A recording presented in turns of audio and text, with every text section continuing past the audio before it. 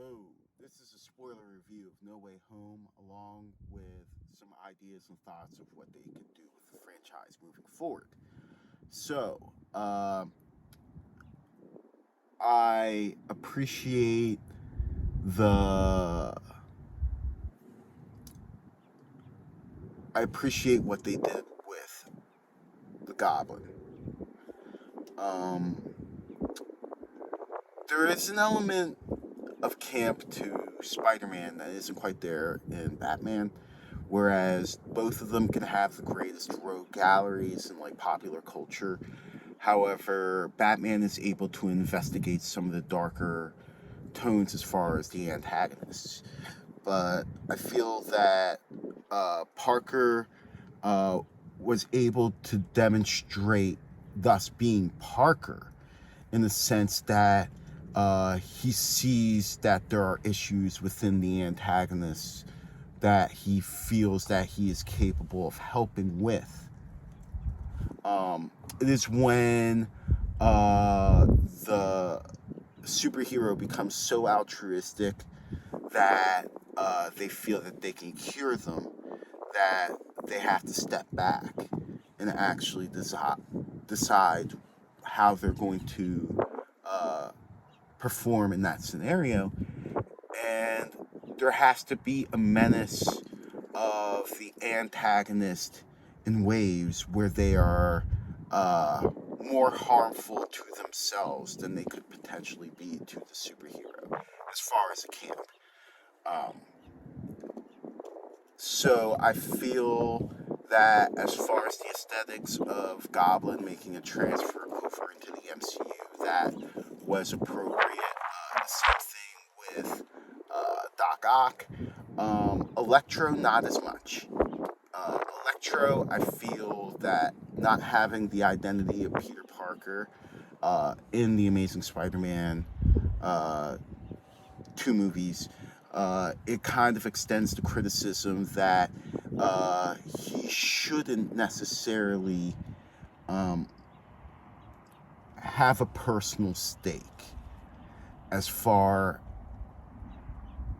as wanting to be menacing with an arc reactor. The arc reactor is just using the same plot device.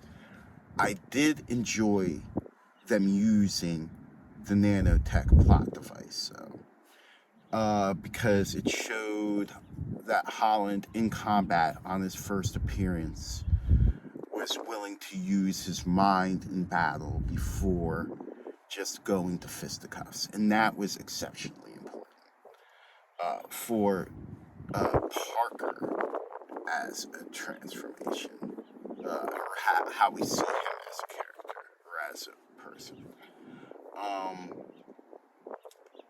with Garfield, I like the redemption. The redemption is very gratifying to uh, see him uh, at a phase where you know he's grieving, but he is trying to concentrate on what he can save and not what he can't. So that was pretty powerful. Um, Aunt May, I thought that was kind of like an interesting retcon, but uh, my script or screenplay solution would be for someone like Sally Field to be Madam Web in some shape or form, uh, or Tomei to come back as like a B character, like an iteration or like an echo, kind of like in the same humor of Ralph from WandaVision, if you know what I mean. Uh, it's interesting that uh, Taylor Johnson, he he's technically our dead Quicksilver in the MCU, but he is also going to be our Sony Craven the Hunter. So I'm wondering if that is why they avoided him. Uh, Considering that um, Elizabeth is going to be working with Raimi as well. So what do I want in the future? This is like just like up in the air what I want as a fan, not like predicting anything. Uh, like to do all three of them justice. I want.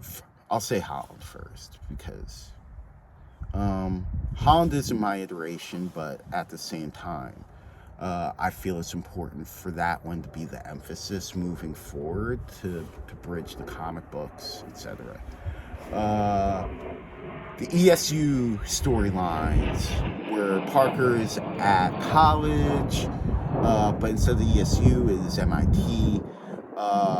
Potential run-ins to like Riri Rogers, who becomes Ironheart, Felicia Hardy, the Hardy Foundation, maybe running in dialogue about the super serum on campus, Ned Hobgoblin, potential Tony Revolori, or Flash Agent Venom.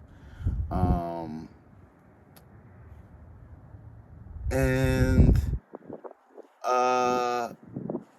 basically him starting from scratch with that. For Tobey the Spider-Man 4, it was originally supposed to be the Adrian Toomes storyline, but we saw that Vulture crossover. We saw him also, Michael Keaton within the Morbius trailer. So I'm unsure if they're trying to merge Garfield and Tobey's universes and keep Holland's with the MCU, or if they're trying to give them three independent.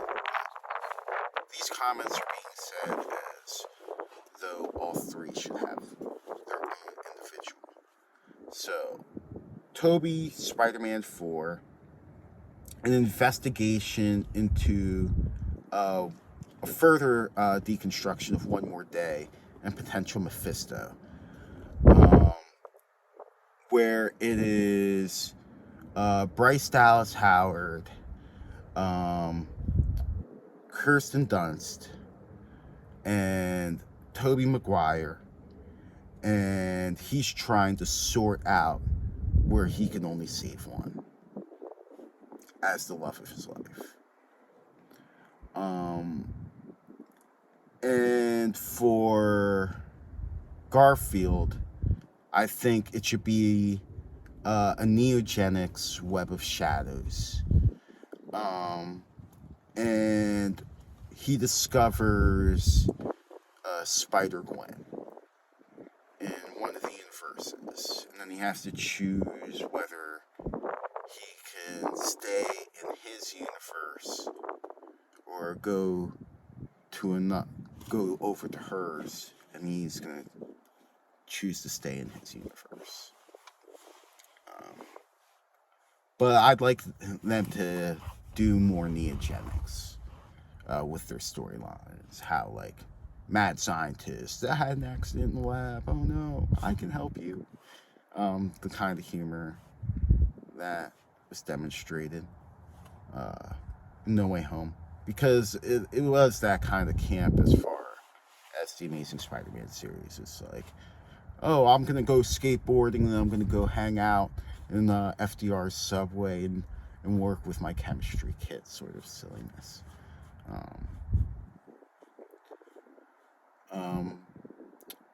I think Tobey's Spider-Man, Parker was more like, I know all the answers in class.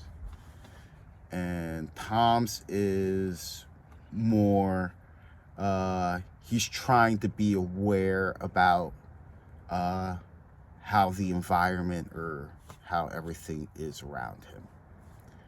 and trying to adapt to it. So they all are within their tenure are doing great jobs. All right, so that's it for Spider-Man No Way Home. Spoilers, thoughts. And I'll try to get Licorice Pizza up soon. I've been slow, very slow. Christmas was slow, but that's a good thing. All right, take care.